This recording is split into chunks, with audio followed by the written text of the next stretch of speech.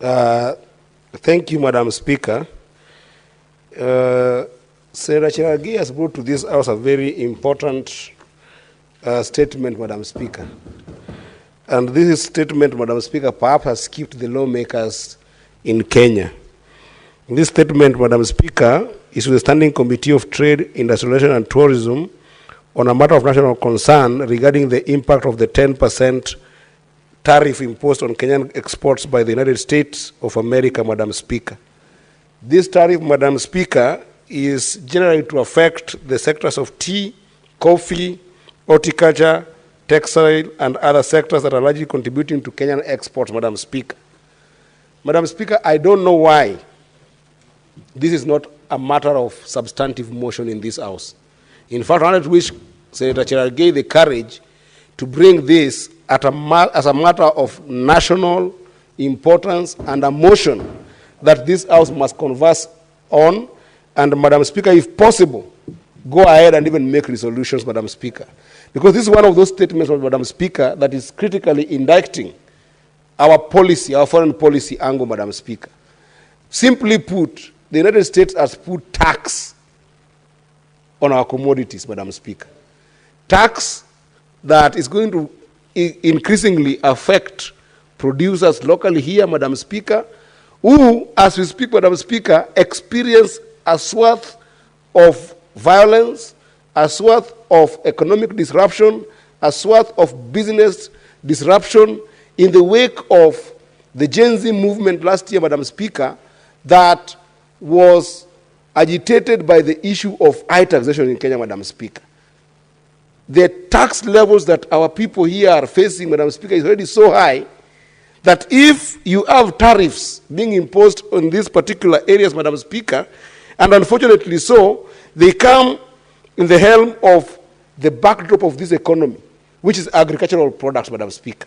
If you look at the issue of tea, a key agricultural product, Madam Speaker. If you look at the issue of coffee, a key agricultural product, Madam Speaker. If you look at the issue of horticulture, a key agricultural product, Madam Speaker. If you look at the issue of textile, which even is trying to struggle to even renew and regenerate our greeneries, Madam Speaker, it is not possible to continue normal production in this country, Madam Speaker, where this issue is potentially going to lead to serious high cost of production. And, Madam Speaker, we know, time without number, that where this kind of tariffs have been put on goods such as this, Madam Speaker, it directly only leads to the producers of these particular commodities pushing that cost to consumers, Madam Speaker. What does that mean? It means that Kenyans who are already extremely taxed will now also face serious consumer prices rising to them on the basic goods and services that they provide to these companies, Madam Speaker. So my urge, Madam Speaker, is that the moment the United States chose to impose 10% taxation on these commodities, Madam Speaker, it should have, and we have an opportunity, Madam Speaker, actually in both houses, it should be a matter of substantive motion that we must discuss, and it must inform also our foreign policy on how we want to engage with the United States, Madam Speaker. Do you want to review our lack of tariffs thereof in a number of commodities in the United States, Madam Speaker, so that we respond with the same, or do you want to negotiate it on the backdrop of a sober foreign policy, Madam Speaker? So while I support this statement and it's going to go to the relevant committee, I want to urge this House to pay attention to it, that further from that committee, this statement should be brought back as a substantive motion that we can canvass on it and come with a position of the Senate that can be sent to the President so that he can be able to see how he engages his counterpart in the United States. So therefore, thank you, Senator Cherargei, as I support this statement. Honorable Senators, we will defer the orders 8 to 13, and we'll move on to the next order, please. Clerk. Order number 14, the Sports Amendment Bill, Senate Bills number 33 of 2024, second reading, resumption of debate. Senator Oketch, you had a balance of 15 minutes to go on this bill.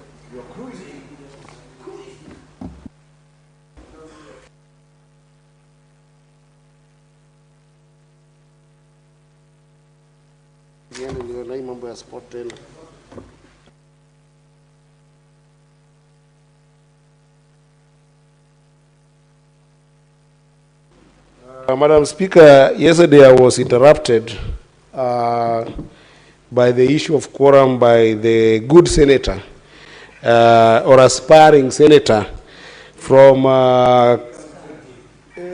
from Kwale, Madam Speaker, who was trying to catch probably his flight, being a Sky Team member. And Madam Speaker, I'm glad that today his flight is not being interfered with and is around, and he looks very excited to contribute more. Senator, please focus on a lighter note, Madam Speaker. But, Madam Speaker, this is a very fantastic bill that has been pushed forward by the great Senator of Nairobi. And just to recap, that the Senator of Nairobi is working hard around the clock to make sure that we can be able to have our counties, from the money that they receive, just 1% of that money be dedicated to a sports fund within the counties, so that, Madam Speaker, those organizations within sports, organizations that are established to have been registered, whether individually or as a group, can then be able to benefit from what we will say some sort of funding by the county government in a predictable way that allows them to be organized and to participate in different platforms of sport, Madam Speaker. And Madam Speaker, as I recap on this, yesterday I did intimate that indeed sporting has been left to grow like one of the seeds upon sowing that grows in among thorns, surviving on its own, Madam Speaker. Because if you cast your eye upon our sporting activities in this country, Madam Speaker, sport thrives in three ways, Madam Speaker. One is organically through community organized organizations that then support some form of sport here and there. And then the second way, Madam Speaker, is that sport thrives within our schooling systems, be it primary and secondary, and then to the university level. And Madam Speaker, you will notice that the higher level of education you go, the more the sports start dwindling.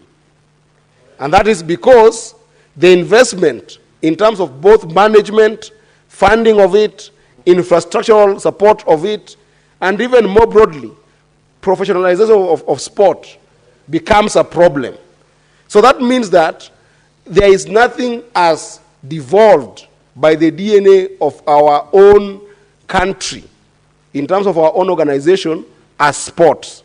But the problem that has been, Madam Speaker, is that we have not seen the commercial viability, the business case for sports in our country, to the extent that we have left this local organization of sports to just take an organic format. And this is one of those ways to make sure that you can be able to enable sports to thrive as a case that is an economically viable mode of belonging in our country, Madam Speaker, that in some ways can even try and uptake a swath of young people who do not have economic opportunity in this country, Madam Speaker. What do I mean by this, Madam Speaker?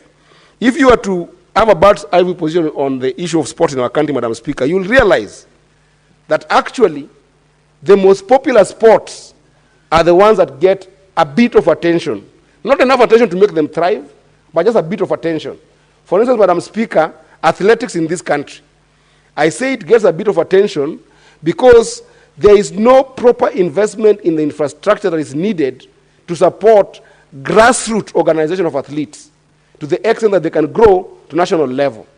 Then you come to the second one that becomes soccer, that everybody in this country will agree, Madam Speaker, that if you cast your eye upon what brings us together, even among communities, of course, the thumbs up to Gor Mahia, thumbs up to FC Leopard, thumbs up to Police FC, thumbs up to Badara United, and all the teams that form our Premier League, Madam Speaker.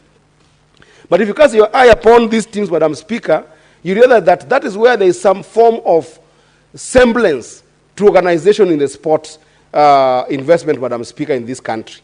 But if you look at other sports, Madam Speaker, that even can involve other gender, especially the women gender who are sometimes excluded from some of these physically hard sports like soccer, there is no attention to this, Madam Speaker. So allowing this fund to take root in our grassroots communities, Madam Speaker, is the beginning of organizing sports. It is the beginning of investing in sports management. It's the beginning of actually ensuring that we've got a paradigm shift in the way we invest in sport. Because currently, Madam Speaker, when young people in Narok County want to go and play soccer during their camps when they're in holidays, all they need to do, and the only way they see they can be able to actually go and have their sports time and be able to enjoy the game while also building their professional capacities, is to call Senator Ledamo Lekina and tell Senator Ledamo Lekina that we are going for a sports activity. Our budget is 100,000. Please help us out. And then if they are in Nandi, it's even worse. Because in Nandi, what the characters I've seen is that I have sat with Senator Cherargei. They call them, the Senator Cherargei, to pay for referees who are going to referee these matches.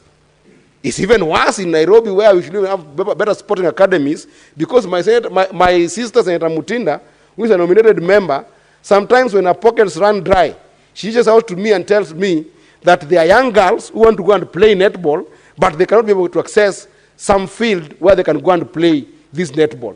So that I have to dig in my pocket and be a charitable donor to my wonderful senator to support her to make sure that people can access even just field for sport, Madam Speaker.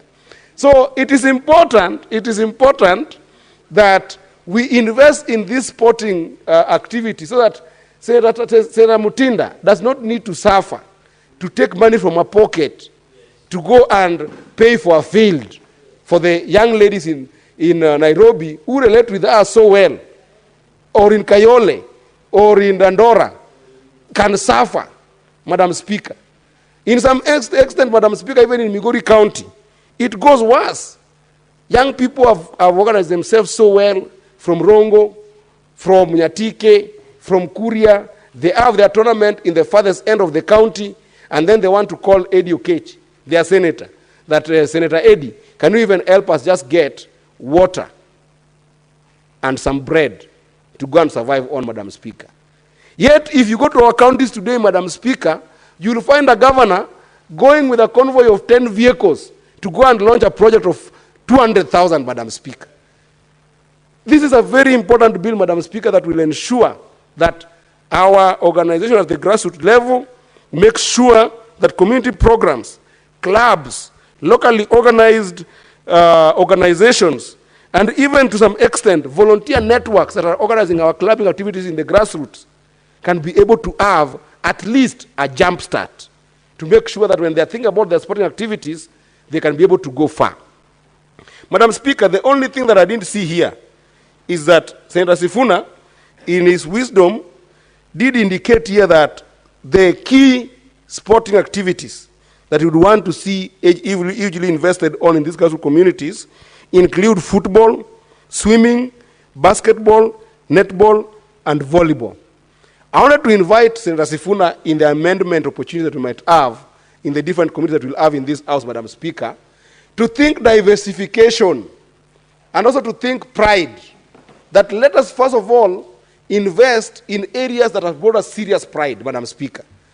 Madam Speaker, one of the reasons why when I go to the United States or when I go to Europe, I get to be proud to be Kenyan is because of the first feat of a lady called Faith Kipyegon. And Madam Speaker, currently I'm mentoring a young girl from Migori County who has for the first time made it to the Olympic, running the 800-meter category, called Lilian Odira. Madam Speaker, you might remember that Lilian Odira, last year in the qualification tests for runners in this country, she actually did defeat Mora, who has been a champion at all over the world stage, Madam Speaker. So we cannot exclude athletics from this funding at the grassroots level. We must give athletics the opportunity, just like we will give football, just like we'll give swimming, just like we'll give basketball, just like we'll give netball, and just like you'll give volleyball, Madam Speaker. But even more adventurous, Madam Speaker, if you are an enthusiast of sporting activities and you are keen to watch things like the Olympic, Madam Speaker, you realize that in the Olympics, Madam Speaker, there are a lot of sporting activities that some of them, you wonder that, why wouldn't my son or my daughter in Kenya, if I am a Kenyan, cannot participate in them, Madam Speaker? For instance, Madam Speaker, we have seen in America a number of young kids going for gymnastics as a major sport that brings glory and honor to the United States. And they compete with their counterparts from Russia, from China, from Japan. Madam Speaker, these are sports that if you are to put people from Tarakaniti, where my friend Setakataya Mofaya comes from, you will have very good gymnastics, Madam Speaker, who can compete at the global stage. But we don't give them priority because we don't see them as sports, Madam Speaker. If you think about sports like synchronized swimming, Madam Speaker, if you come from the lake where I come from, or from where Senator Faki comes from, in the Indian Ocean, Madam Speaker, in the Indian Ocean, when you go there, Madam Speaker, you realize that even Chimera, Senator Chimera, the kind of swimming that this gentleman does in snow, they call it snorkeling. They do a lot of snorkeling, Madam Speaker, and they go and swim with the dolphins right in Wasini Island. And this is an opportunity where they can be able to get, when you think about sporting in a broad capacity, that we see a lot of those diversified sporting opportunities in Olympics, that I think that people in Kenya have got more than talent enough to go and participate at a global level. So I want to evoke the spirit of Ajua in Migori County, that Ajua can be a sport, Madam Speaker. This is what we call Mankala sport. It can be a sport that we showcase not just locally in Migori County, but all the way nationally, Madam Speaker. All the sporting activities that we are seeing being done at the Olympic levels, Madam Speaker, let's encourage our counties that when this fund being supported by Senator Sifuna comes to law, we must see investment in those areas, Madam Speaker. Lastly, Madam Speaker, because I want to give time to my colleagues who also contribute in this wonderful bill, is that there is a conversation, Madam Speaker, that I have seen the Right Honorable Prime Minister Raila Odinga bringing around devolution, Madam Speaker. And one thing that I've learned, Madam Speaker, is that there are two concurrent bills that have come to this House. The bill for period poverty and the bill for sports now. And you realize that where these things happen to the maximum is in primary schools, more fundamentally, and high school to some extent, Madam Speaker. Isn't it the right time, Madam Speaker, for us to start thinking about devolving primary education, devolving secondary education, and to some extent, devolving the entire education so that counties can be given the power to deal with the immediate manifestation of the problems that are related with upbringing of our children at the schooling level. Because when you leave them largely for the national government, they collapse. Sporting is collapsing when the best place to build sporting capacities, Madam Speaker, is in high school and in primary schools, Madam Speaker, where age hasn't caught up with a number of people that they can be able to nurture these sports. So there's going to be a contradiction, Madam Speaker, where you have put a fund to support sports in counties, yet some of the hubs that they must be able to put that financing is in primary school and is in high school, which is not devolved, Madam Speaker. So I wanted to encourage that this conversation about sports and the bill that was brought by my sister, Senator Ruoba, I should invoke in us the spirit of wishing for more devolved functions that are relevant to the upbringing and to the best well-being of our people, like education.